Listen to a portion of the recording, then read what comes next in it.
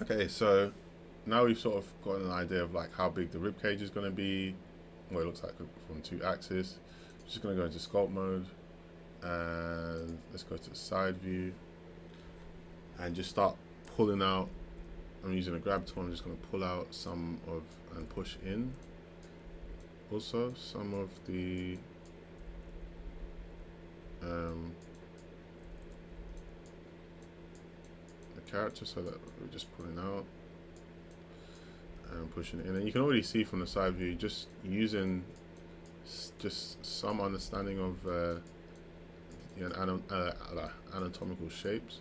Again, it's not going to be perfect, but you're starting to get the design of the character.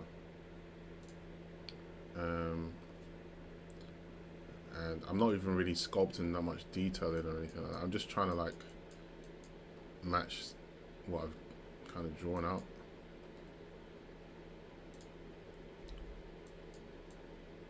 Okay, so just having a little bit of I don't want to say I have like a ton of anatomy knowledge, but a little bit of like reference for anatomy can help as well. Okay, and these chest muscles look crazy, and they're not even really chest muscles; they're just used cubes. Um, you also got to remember for like the hips, you're gonna be attaching legs to this, so having a good amount of like a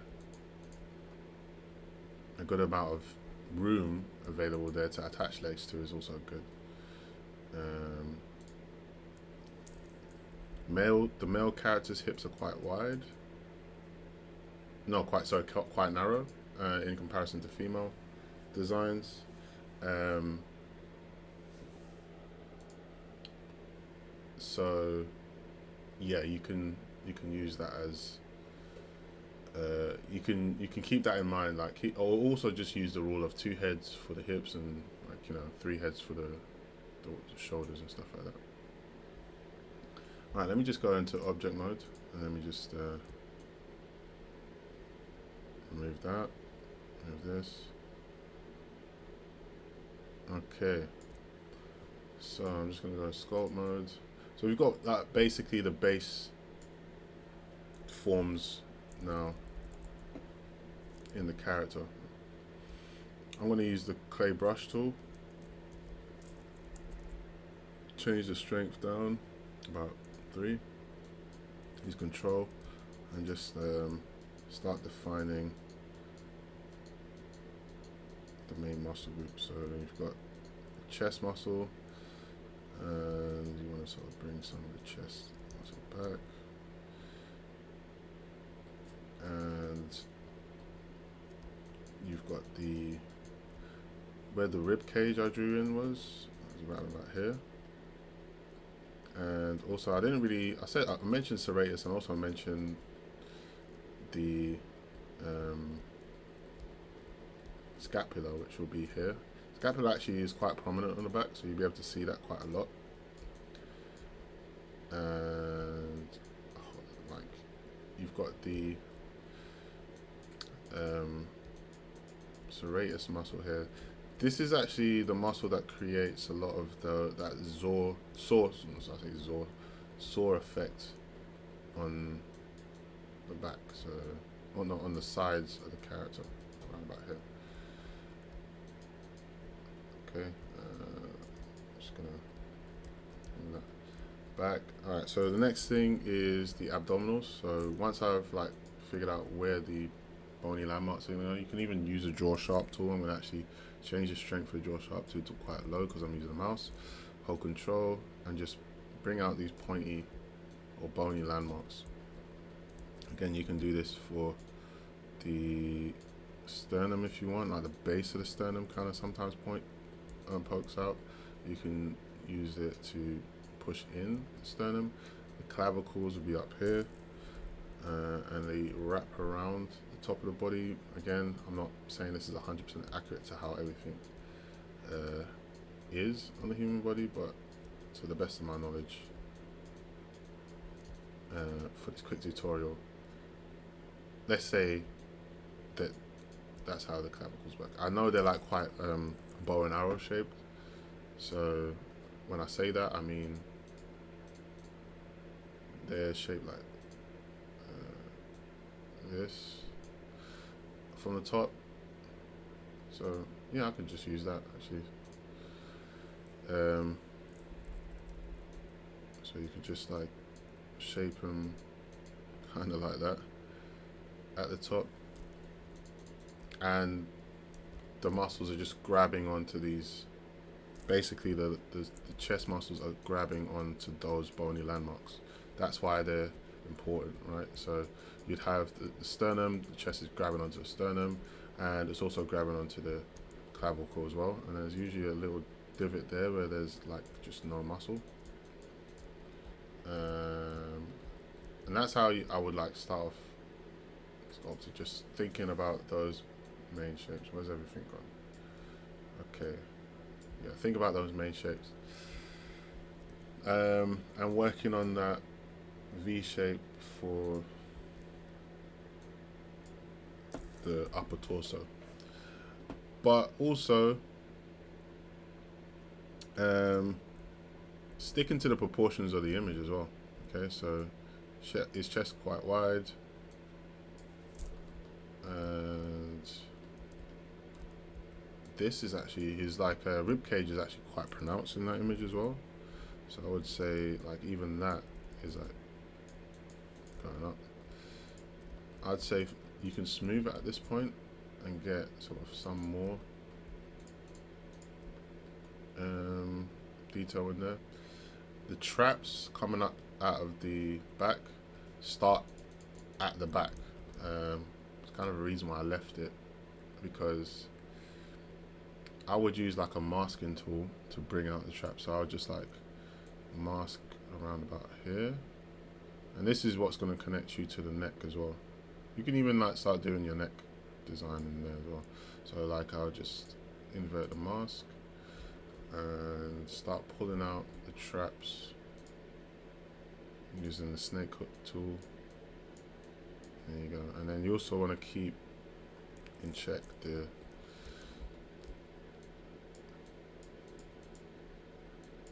so this character's got like massive traps as well. You can use like the inflate tool to make it rounder, and I always want to keep going back to making sure that the spine is acknowledged in the back. So you never really want to have a flat back with no sign of like there being a spine in the character, because it just like looks super weird in the end when you have like a, at least just show like, alright, this character has, you know, some kind of spine, even if you're not going to show like, you know, the other fancy lines of the anatomy and stuff like that, and then scapula and sternum, sorry, the serratus muscle and all that stuff. At least show,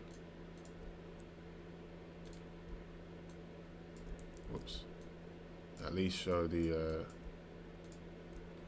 spine, yeah. So I just brought in the stern, yeah, the serratus, a little bit on the scapula right there, and also that tennis ball thing I was talking about. I forgot what it's called again. It's called, I don't know. I actually don't know. My anatomy knowledge is not great, but I know it's there. I know it's supposed to be there. Just right where the sternum, no, the scapula goes. All these Latin words are really hard for me to remember. Okay, so one thing they've highlighted, I like what they've done with the shadows and the highlights, is that they've sort of defined the shape of the chest first and foremost, which you can just start to use the draw sharp tool to do. You can also, like, if you want, like, just make it a bit more, pull out the realism in there.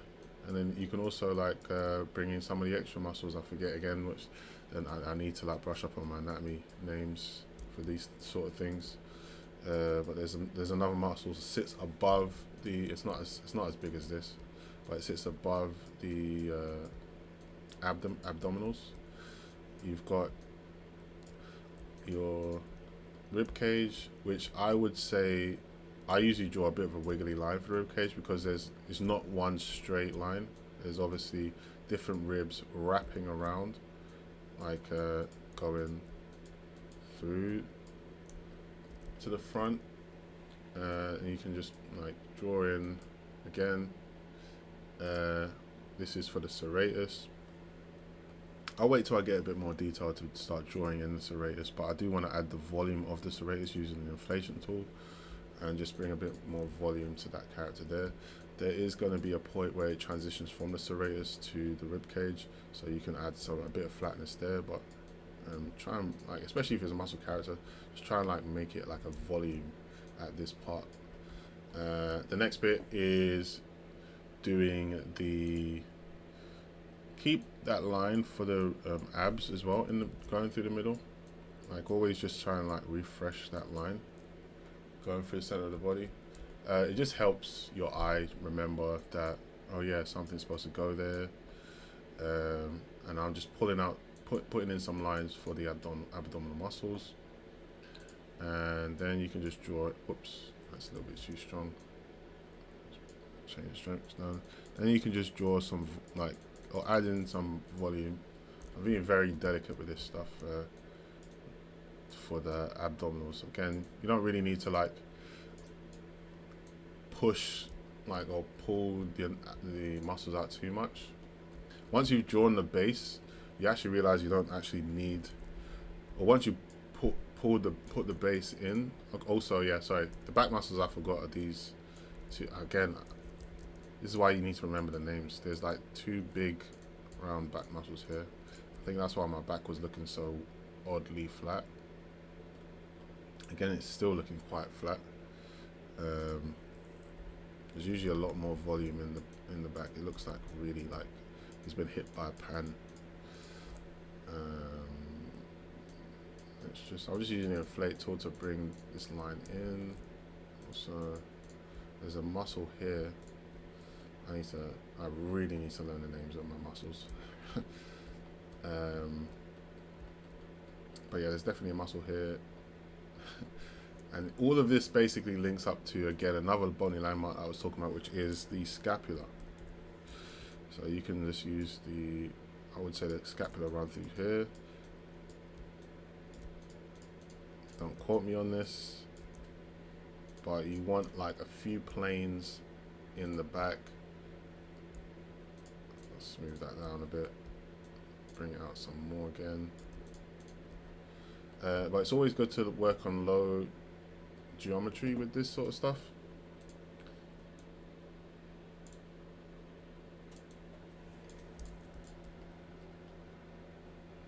You can sort of see what I'm trying to do is I'm trying to bring the traps out and the trapezius muscles. There's also, I think they're called rhomboid muscles that like go underneath these, and then there's the scapula. It's always like a jigsaw in my head of like what the names of everything is while I'm doing it. It's actually quite difficult to remember while you're sculpting. But then also, like, I always try to look from the side, because the volume from the side kind of lets you know what you've remembered and what you're forgetting in terms of the anatomy. And I feel like it's not too bad, but it's not great either. But this guy that I'm making, it's kind of like got that same athletic build that looks better from the front than it does from the back at the moment. He's got the athletic build that this character's got. So this ab tract would run through to the base, then you can hold control and bring out the crest of the hips, and then here in this area, if you really want to do it, you can pull out the oblique muscles, which is right here. Okay, and this has all been way more difficult than I needed to make it, because we're not doing a realistic character, we're doing a stylized character. But it's always good to just know your anatomy, so you can actually like start to pull stuff out and push stuff in and do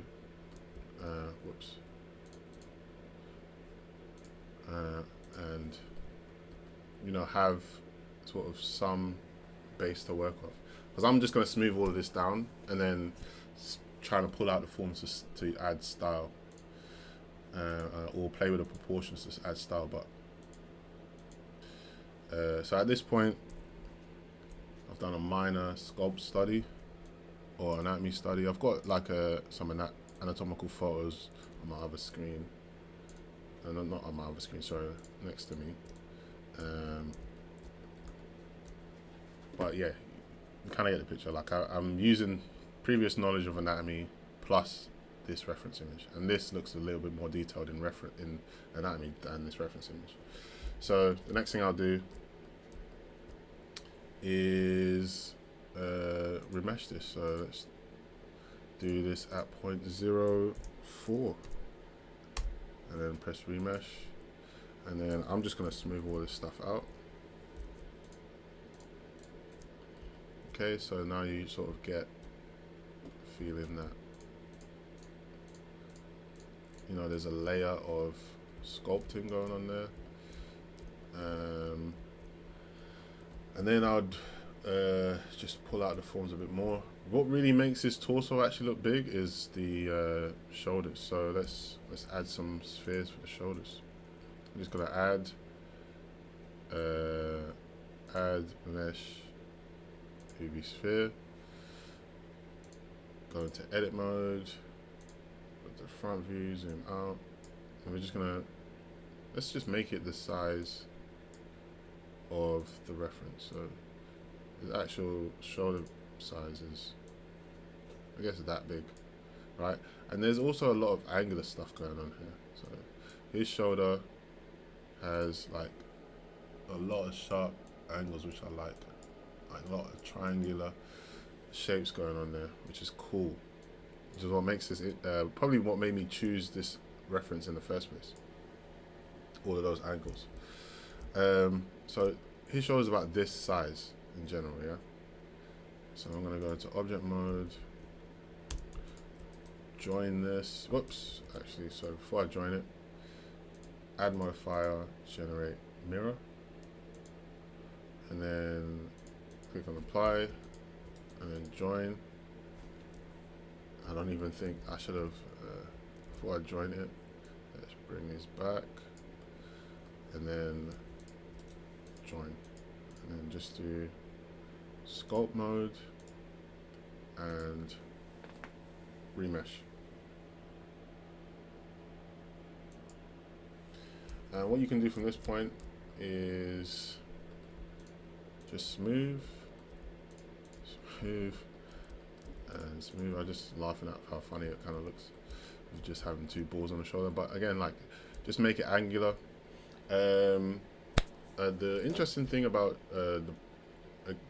everything is related to the bones that lie underneath.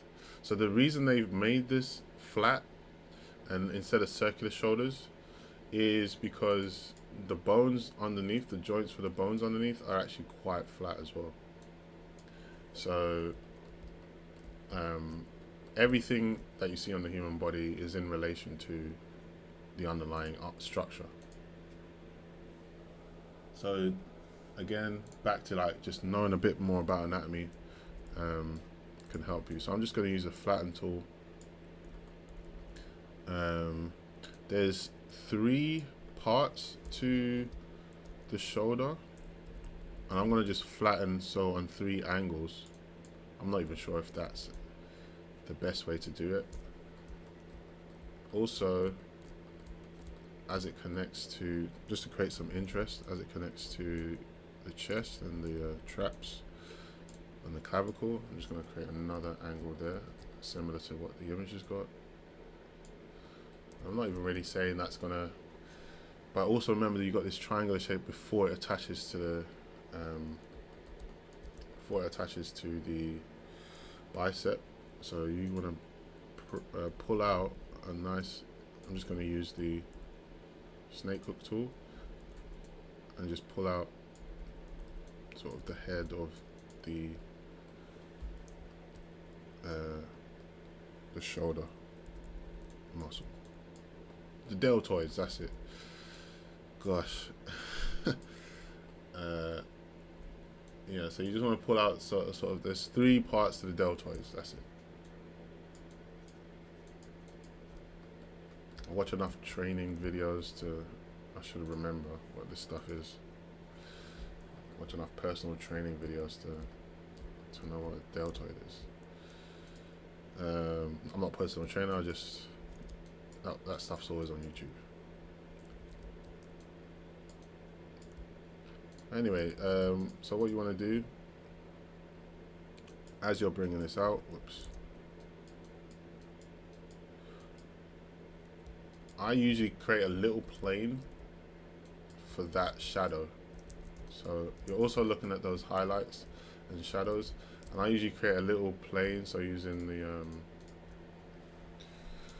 the draw sharp tool and like hold control and just define like a plane where the angle changes for the chest, and that gives you a nice little sort of effect.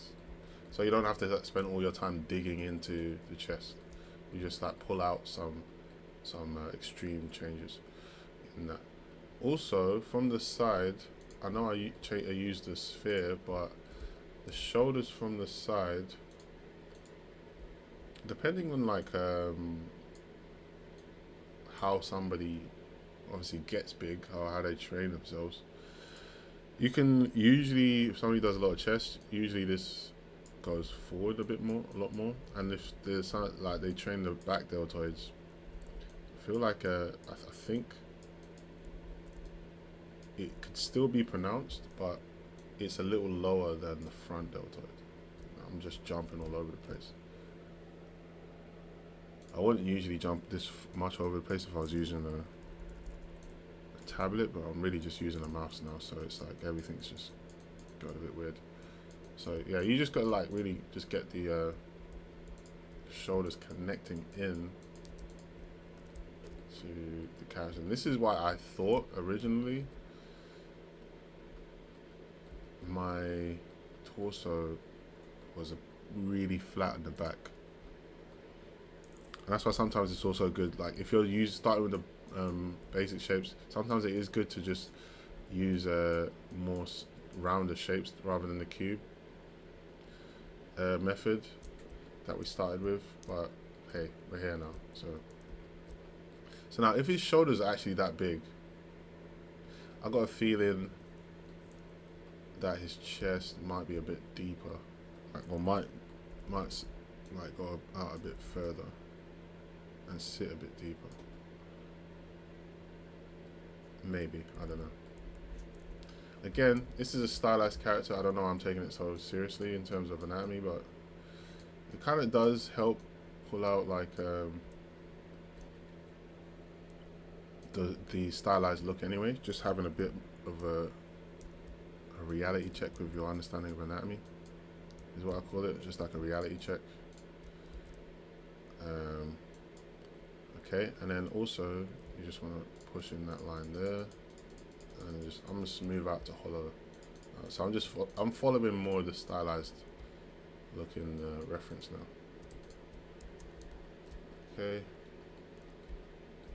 and then I'm gonna go down here, pull out the rib cage, and then push in and pull out. I'm just using literally a draw sharp tool and pushing in and pulling out different parts, and pulling out the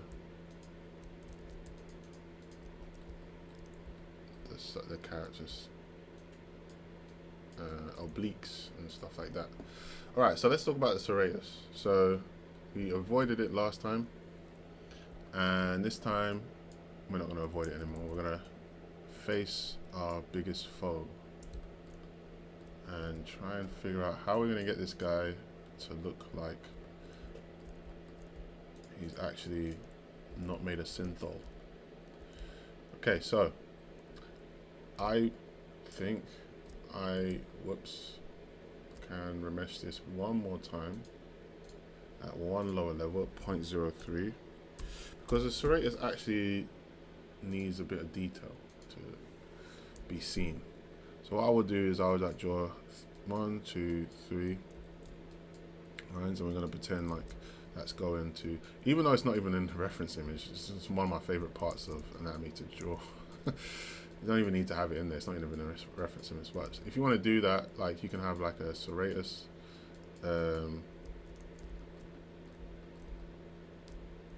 muscle in there. Whoops, everything's just snappy for some reason, I don't know why. And just pull out those details. But again, you don't have to do this, that part.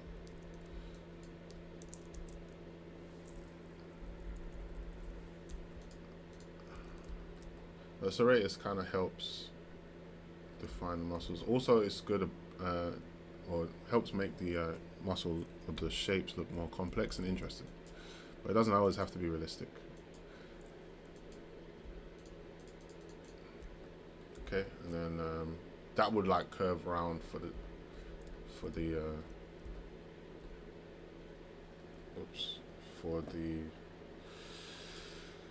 rib cage. Alright, so I'm going to use the inflation tool now to just add a bit of roundness, because everything's looking really boxy and square. So I'll just pull it out with some inflation tool.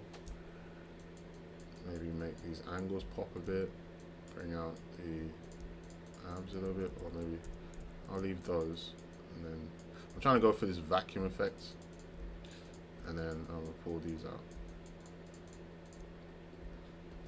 Alright, so one other bit. This shadow here is basically a simplification of the obliques that I was drawing. So again, you could just go and create that basic oblique cut here to sort of pull out that shadow. And let's draw that line back in. So you would have that sort of look there.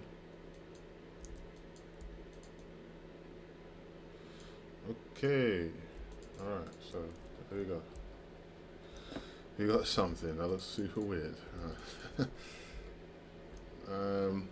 I think the way it's drawn here, I don't know, I think this should be, the chest should be longer, and the gap, I like the gap being between these two being short, in my opinion. So I'm just going to pull out this chest a bit more.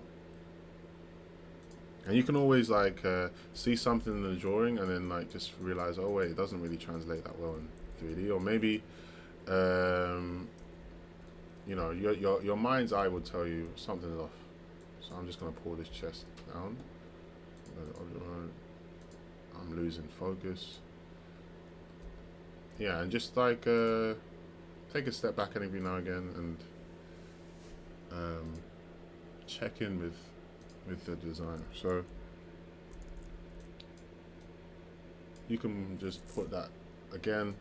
That line down the middle at first seemed crazy, but now every time I draw it in, it makes a lot more sense. Okay, so that's how I would like pull out and play with the what's going on with my mouse now. The base forms of the character. Again, we can only really see the front, and we've not really got a reference for the back. That's why the back's looking like how the back's looking. Okay, super undefined. The guy skips all back days. Okay, so reference is important, right? Look how much we got accomplished with reference from the front, because we had a front reference, and how much we pay attention to the back. Not much at all. Okay, so using references is increasingly more important the further down the line you go in designing a character. Alright, so in the next episode, we'll probably work on putting the arms in and working on the portions there, but that's it for now.